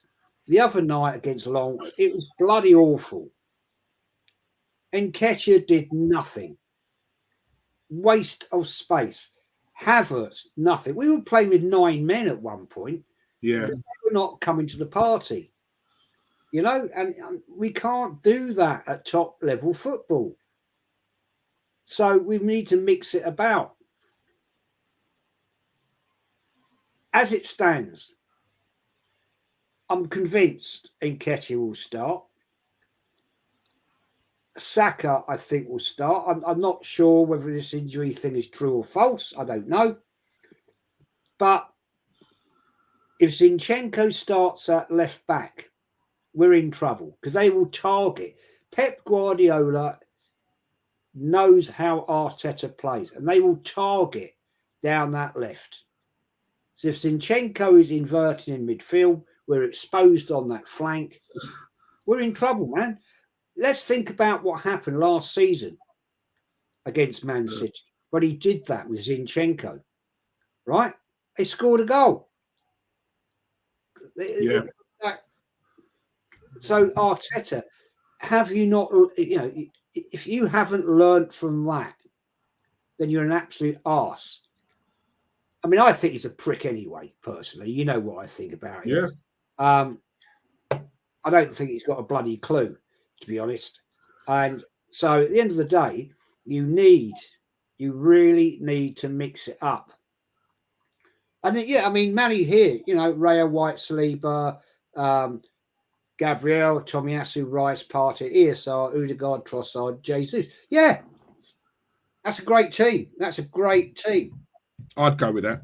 Yeah, I'd go with that. Trossard. I didn't think Trossard was great the other night. I won't lie. But he's probably our most technically gifted player. Yeah. You know, so yeah, that's a great starting lineup. I'd go with that. Nketiah cannot start against Man City. He is rubbish. I hate to say it, guys. He's rubbish. But the other thing is, there was a great point came in the chat earlier. What was it like when we left Highbury? Awful. Yeah. It was awful. It was like your house burning down. You'd lost everything. And we've never recovered from it, because if you think about since we've left Highbury, what have we won? FA Cups. Nothing wrong with it. I love the FA Cup. I brought up a little kid like you were, Warren. like you were, Diesel. Yeah. You know, I used to love the FA Cup day. It was an occasion. It's an absolute occasion. I've been lucky enough to go to many cup finals, and the ones I haven't, it's still a great day watching the whole build up and everything like that. It's brilliant. But we need more than that. We are a huge football club. And we haven't done jack shit, man. We need a manager. And people have called me out and said, "Oh, you hate Arteta." No, I don't. I've never met the man. I've watched him play football at Highbury. I've watched him. He wasn't great. He was average. He was an average player. He wasn't crap, but he wasn't brilliant. And he was Arsenal captain at one point. But sorry, man, I'm sorry to tell you, mate, you've had your time. Your time is dusted. Because if we are not in a competitive position, right, in a month's time in the Premier League, and I said November, we're into October, and if let's next week we've got Seville in the Champions League. Then the international break bullshit and all that crap, which I hate. Waste of time for me. Don't see the point of it. Oh, of course. And if we're not in a challenging position by the end of November, I'd sack him. I'd sack him and say, "Sorry, mate, you've had your time. Let's get somebody else. We've got the Christmas period coming up. Let's go over. Let's go and talk to Simeone and say, right, £6 million a year. Transfer window coming up. We're going to give you a budget, and we're going to get you a striker. Who's the striker you want?" He'd come. He would come. Yeah, I think he would, Jez. I genuinely believe that. The thing I really is, do. bringing in a manager in November would be a wise thing to do, because it will give them time to look at the squad, see who they want, who they don't want, make an assessment, and then help the recruitment guys, go out and get the targets that the manager wants them to get in January. If you start leaving it after that, then the rest of the season's a write-off, because he won't be able to make a proper assessment about what he wants, and he'll just have to run with what he's been left, and it'll just be a write-off. Warren, can I just answer with this one, mate? Eh? Can I just say to you, I totally agree with what you just said. Sunday is going to be one of the biggest statements already. Oh, big time. Because if we lose that game, and I'm going to say to you, sadly, my prediction, we'll lose 2-1, is the fact that is going to be a massive statement. And I honestly will say to you, that is when people's heads are going to start to turn. And the only time this manager is going to have to be kicked out is when the fans start walking out that stadium, which is exactly what happened, right, with Arsene Wenger. Yeah. Fans weren't turning up, and when we were losing games, fans were walking out the door. And we've seen it. We've already seen that happen, but the fan base are not vocal enough yet. But if it all goes tits up, man, it will happen. Yeah, do you know what? I think I said it before. I've just got a feeling this will be his last season at Arsenal, whether he's sacked or whether, because I think there's a chance he might walk. Something tells me he won't go beyond this season. The only way he stays is if he wins the league. He's got to win the league or the champion. One of them. FA Cup's not enough. It's not. He's got to win one of those competitions. Otherwise, he will either walk or he's sacked. I don't think Arsenal have got the bottle to sack him. I think that will be left to the fans, and the fans will predict what happens to this guy. And as you say, Jez, if they do start doing those same things that they were doing when Wenger was here, and let's be honest, Wenger pisses all over Arteta, and the fans hounded him out. So if they can do it to him, then this guy over here, I mean, he's small fry. Yeah. But I've just got a feeling that Arteta he might walk. See, that makes sense to me because he's so arrogant that if he thinks that he's not capable to win the league, he might just think, I can't have this staining my character and my reputation. I have to walk. I could imagine him having that conversation with himself. Well, he said in the summer he contemplated walking out, and I actually genuinely I think he was telling the truth. I don't think that he was blagging us. I really do believe that, and I think if we have another season again where he comes up empty-handed, as much as the club and half the fans love him, at some point with the money spent, questions. It doesn't matter who you are. At some point, you've got to start asking questions. A lot of the Arteta-ins have openly come out and said, this is the season now where he's got to do something. And if he doesn't, even me, and I love the guy, even me, I've now got to start thinking, maybe he's not the one. Maybe I got this wrong.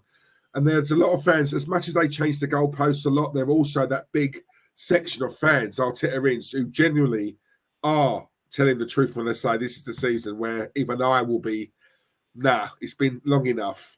I got it wrong. I thought he'd do something. He hasn't. He's got to go. Terry won't say that. Yeah. I'm telling you. Yeah. I really do. I really do. I think Jez is right. Sunday is a statement. It's a statement, and they've got key players out. I mean, so have we. Not as many as them. But if there was ever, it doesn't matter who they've got out. At the end of the day, if we want to topple them, the only way we're going to be champions is to beat them to it. They're the best at the moment, right? You want to be the best, you've got to pit yourself against the best.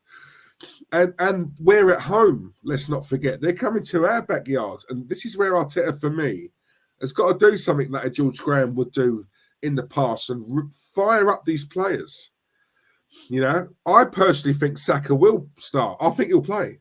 I don't. Something tells me he will. If Saka's at 50%, he would rather play a 50% Saka than 100% Reece Nelson. I do, because Saka is his talisman. I think the plan will be he'll come on, he'll play 60 minutes, he'll go off, but he'll get something out of him, right? And he's going to flog him. He's just going to flog him, and I really do believe that. I can't see us winning. Pep will have his team fired up because there's no way the master is going to lose to the apprentice. That's how I look at it. As much as these two get on and they're friends, when it comes to this, I mean, Pep's the master. There's no way that's going to happen. And I keep going for a 3-1, but I want to change it now because everyone's saying 3-1. So I reckon it might be 3-2, because I think there's going to be goals in this. Saliba did a good job of keeping Haaland quiet in the Charity Shield. That's what I keep hearing at the moment. Well, let's hope that wasn't a one-off. But I'm telling you now, Jez is right. It's a statement. And for me, if we lose this will be the start of where a lot of fans will look and think, oh, hang on. Mikel, not so sure now. And I think that is where it might start. I really do. I think he'll go with Zinchenko. I do. I can't see him playing Tomiyasu, so I think he'll go with Zinchenko on the left. Let's not forget, Pep sold us Zinchenko. Yeah. Pep knows this guy inside out. So, Mikel, surely, after what happened last season, and Jez, you're right, after what happened last season, by my God, learn from your mistakes and play Tomiyasu there.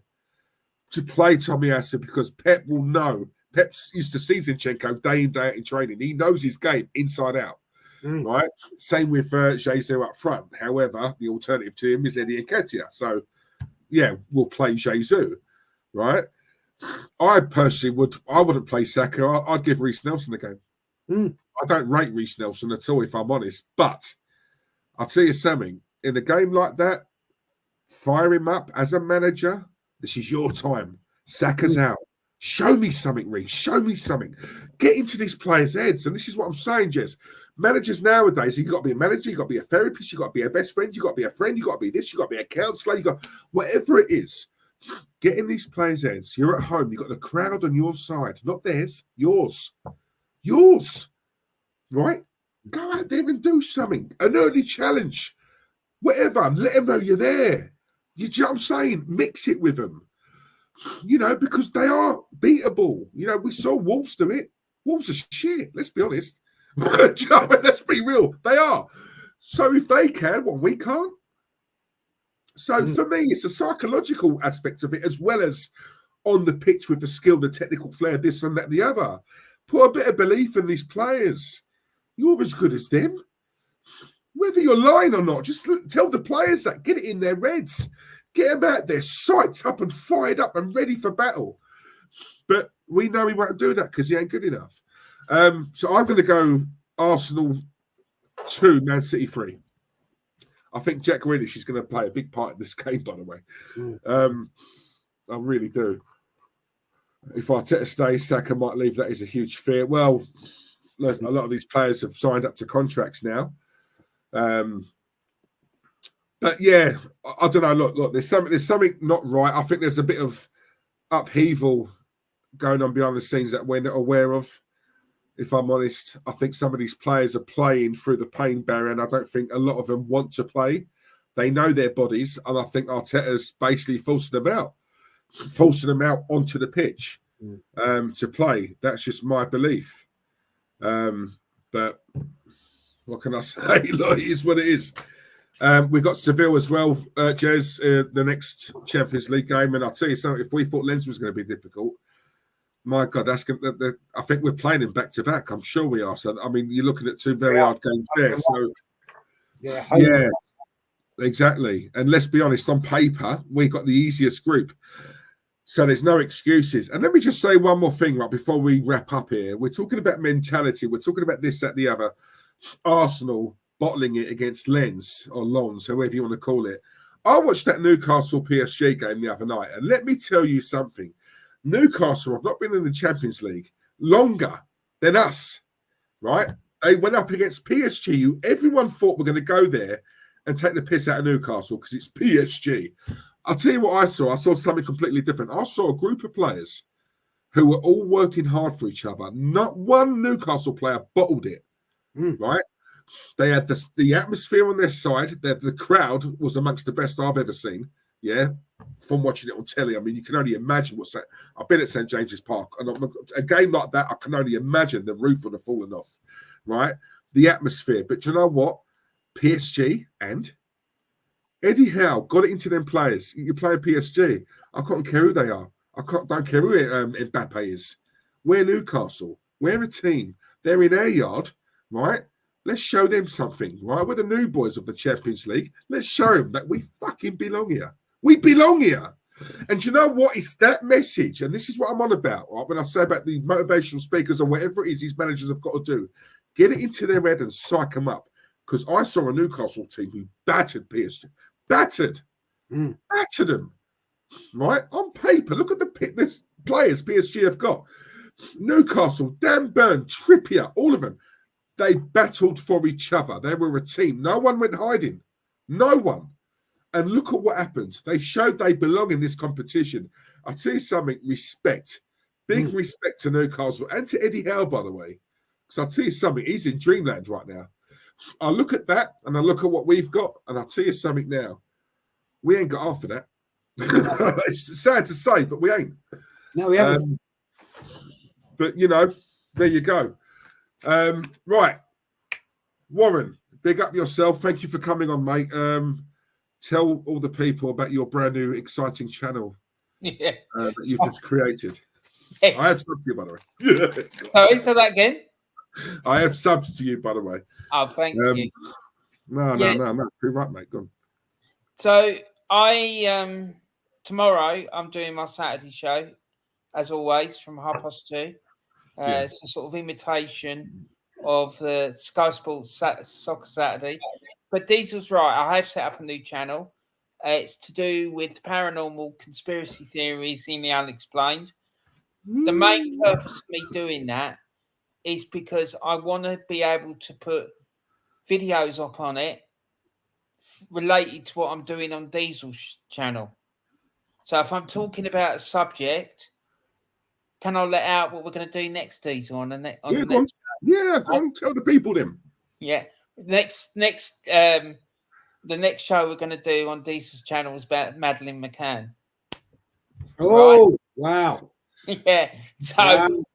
we're going to do that. And then on my channel, shortly after that, you're going to see videos about things that I find on YouTube that I can use that aren't going to get me struck with a copyright claim, hopefully, about the Madeleine McCann story. Just as in the next week or so, you're going to see on this new channel videos about the UFO stuff.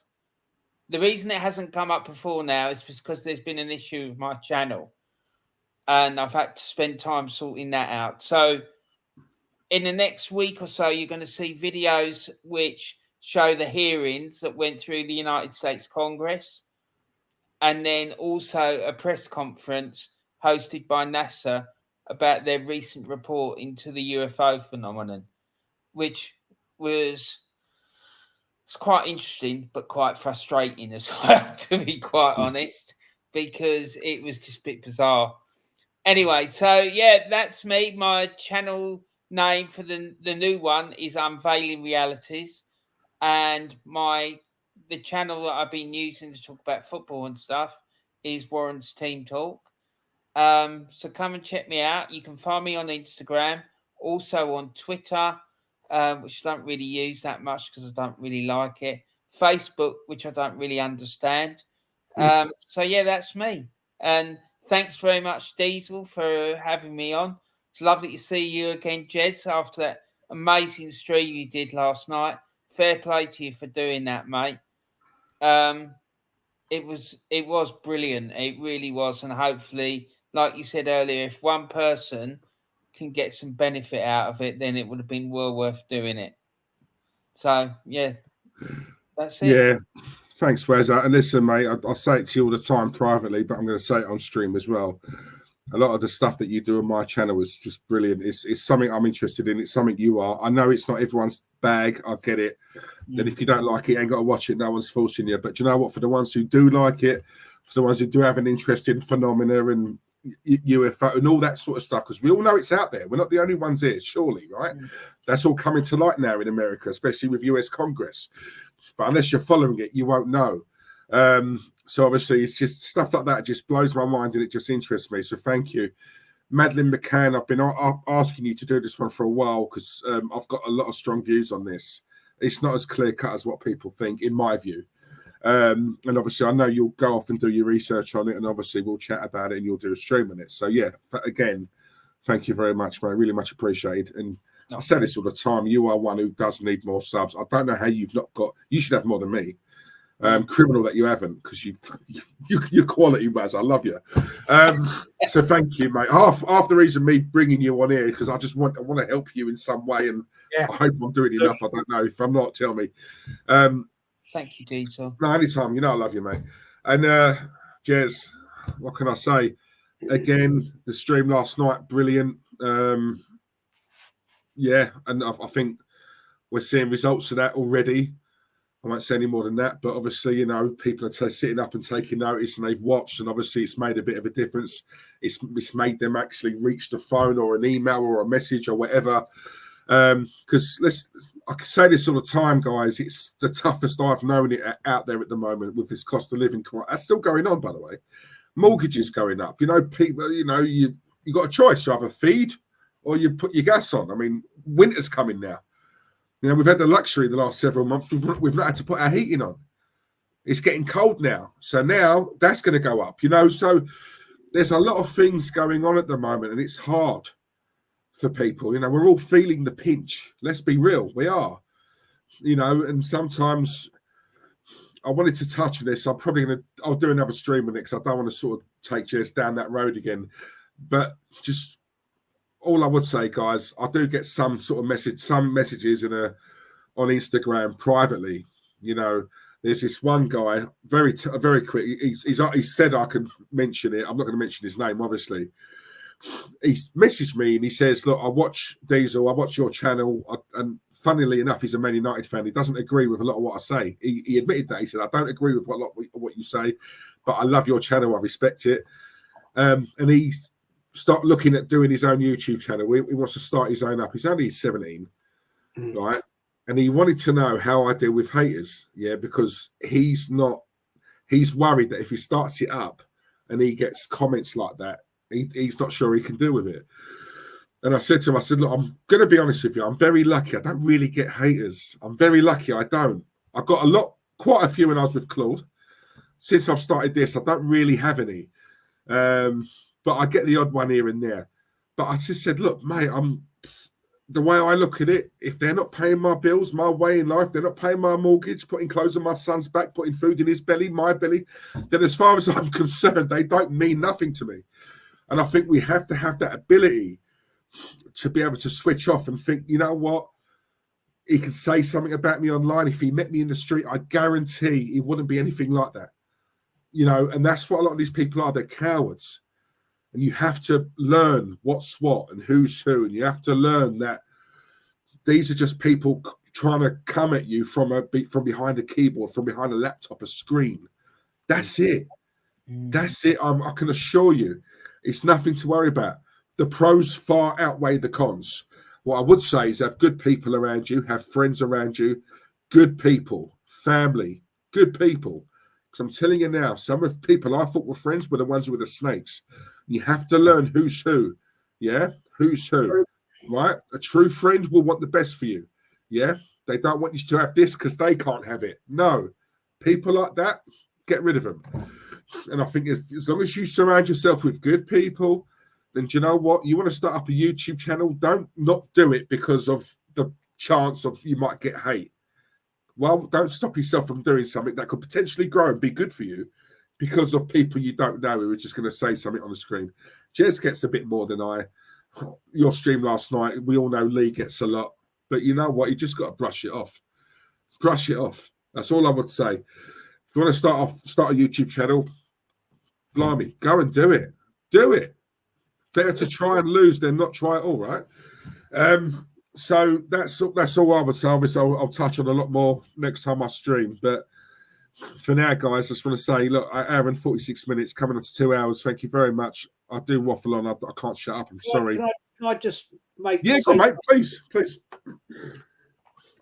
The reason I did that channel last night was to make awareness for young people of what can happen at the worst point. The young man you're talking about, do your channel, and I encourage you to do it. Yeah. If you do get hate, the reason you're getting that hate is because people are jealous.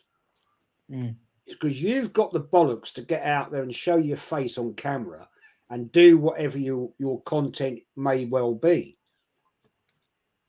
People, most of the haters that come in and give me crap, I know are kids. They're kids.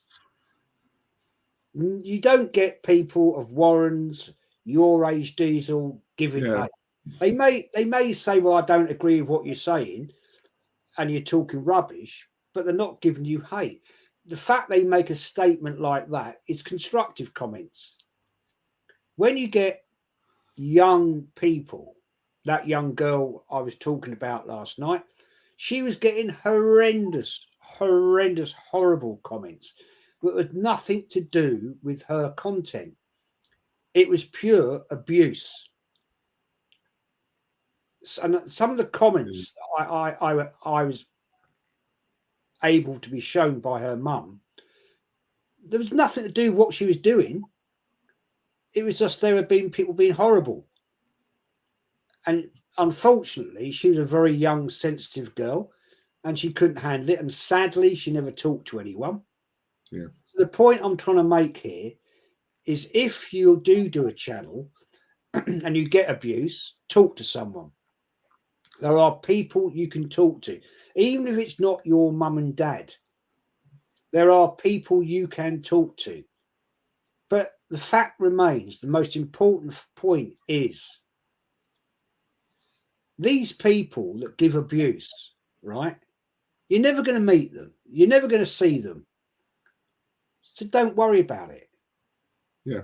Don't worry about it. Just give it back to them in whatever way you want. If somebody comes in your chat the ones I get, I just laugh at them. I find it, some of them I find funny because I just think, well, you're making a comment. Who's the clown here? Not me, because I'm talking factuals. I'm talking about the real world. What you're doing is because you've got a sad little life. And I will twist them up and I'll just say, well, you're the loser here. I'm not the one who's worried about it. I've been round and I've been in life. And the fact that you haven't, and you've got hatred for what? Why? Why have you got hatred for something, for a person you've never met? You're never going to meet me.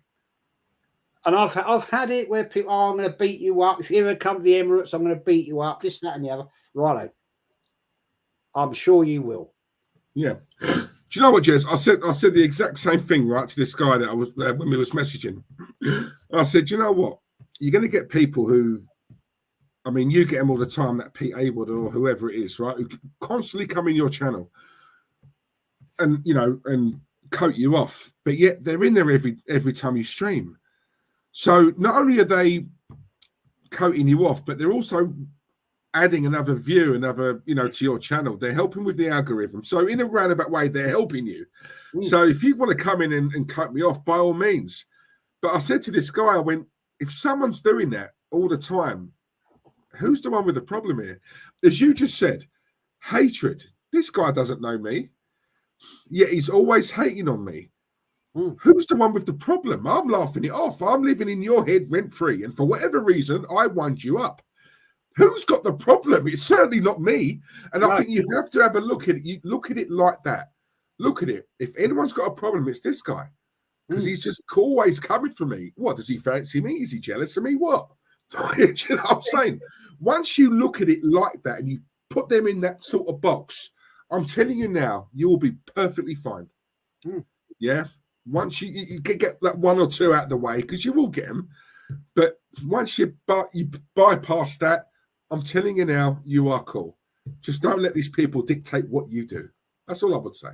You know, I totally agree with that. I totally agree with that. And it's very important. Just talk. Make sure that you find someone that you can confide in and speak to. Like Jez said, it doesn't have to be parents. It could be anyone, but someone that you can trust and that you can speak to and can confide in. It's so important. Do not underestimate the power of talking and getting stuff off your chest. It really does help. It does. It does. And I'll tell you something now. Sometimes your parents are the worst ones to talk to because a lot of people find it easier talking to a neutral, someone who's outside of the family, someone who's not going to tell you necessarily what you want to hear. And let's be honest, our parents love us. They're going to tell us what we want to hear. Sometimes the easiest people to talk to are those, I won't say strangers, but someone neutral outside the family, whether that be picking up the phone and speaking to someone or, you know, as you said earlier on, you know, Yeti, I saw you last night, he offered, you know, anyone who wants to help, you know, speak to me. You know, I'll speak to you. Sometimes speaking to a stranger does more good than speaking to your own family because you get an outside opinion. But look, it's irrelevant. Talk to someone. I think that's what we're trying to get to. Girl talk to me. I mean, I've known her since she was 6 months old, and I just wish I used to see her nearly every other day. And in some, you know, I used to talk. Hi, how you doing? You know, chat.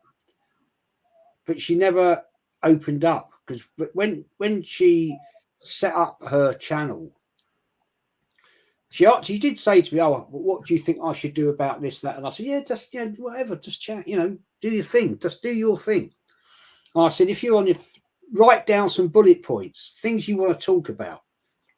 Like if you want to do your poetry thing on the channel, do it, and write down what you want to do, and then you go through it. I do it every show I do. I've got a list. And I mean, the show I did earlier, right? Yeah, I wrote it all." Put bullet points. Yeah. And it's nothing to be, it's not wrong because the BBC do it, right? Yeah.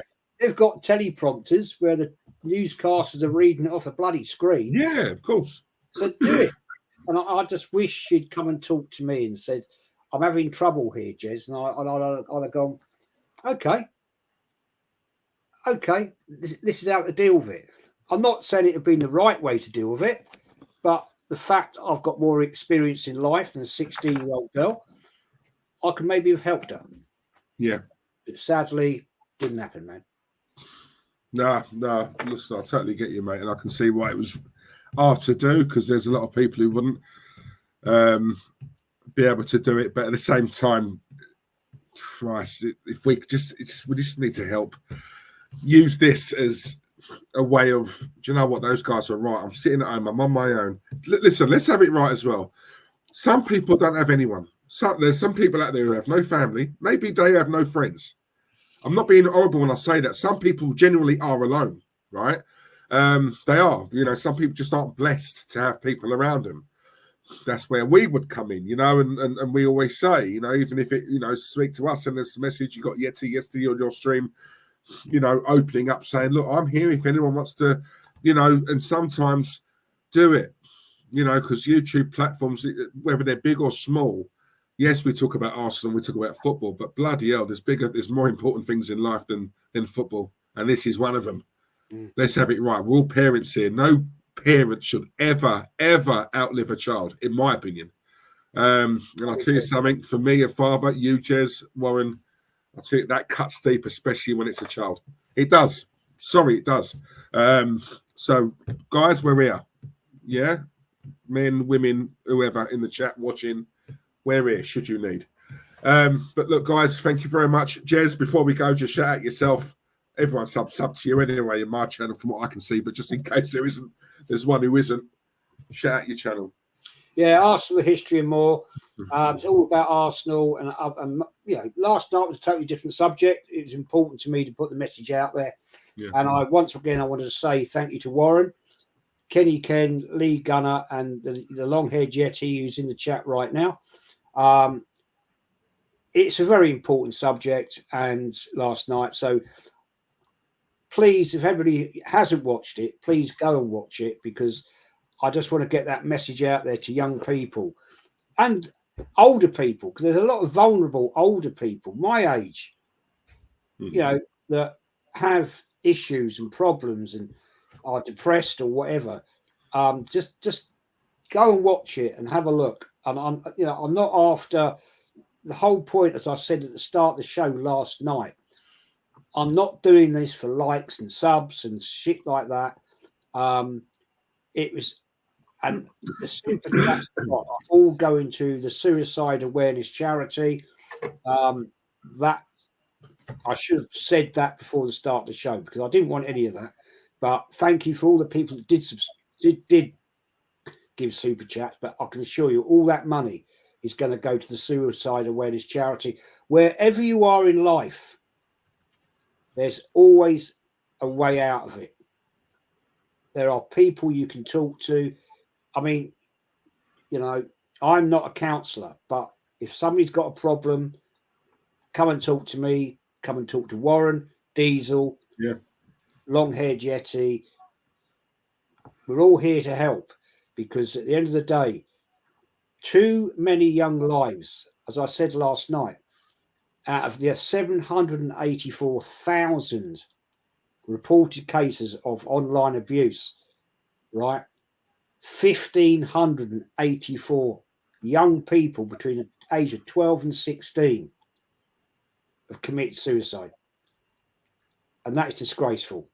And that must stop. And I'm sorry to say, I don't think YouTube or TikTok or all these other companies do enough.